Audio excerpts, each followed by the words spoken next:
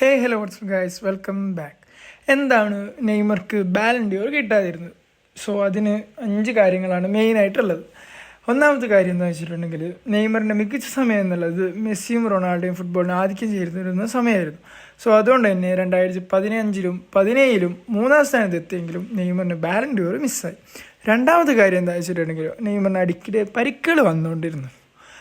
PSG കളിക്കുമ്പോൾ, അതായത് 2017 മുതൽ 2023 വരെയുള്ള ടൈമിൽ പല സീസണിലും നെയ്മർക്ക് കളിക്കാൻ കഴിഞ്ഞില്ല.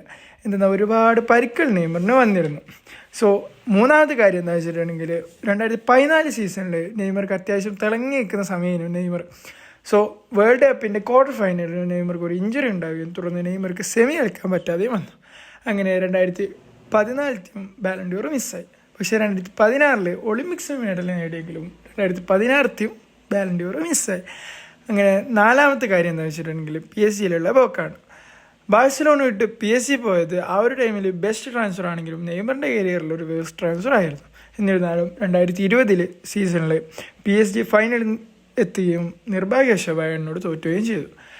അഞ്ചാമത്തെ കാര്യം പറയുന്നതിന് മുന്നേ വീഡിയോ ഇഷ്ടപ്പെട്ടാൽ തീർച്ചയായും ലൈക്ക് അടിക്കുക, ഷെയർ ചെയ്യുക, സബ്സ്ക്രൈബ് അടിക്കുക. അപ്പോൾ അഞ്ചാമത്തെ കാര്യം, ഫീൽഡിന് പുറത്തുള്ള ചില പ്രശ്നങ്ങളും ശിക്ഷകളും വിവാദങ്ങളും എല്ലാം ബാലൻ ഡി ഓർ വോട്ടർമാരുടെ മനസ്സിനെ സ്വാധീനിച്ചെന്നും കരുതാം.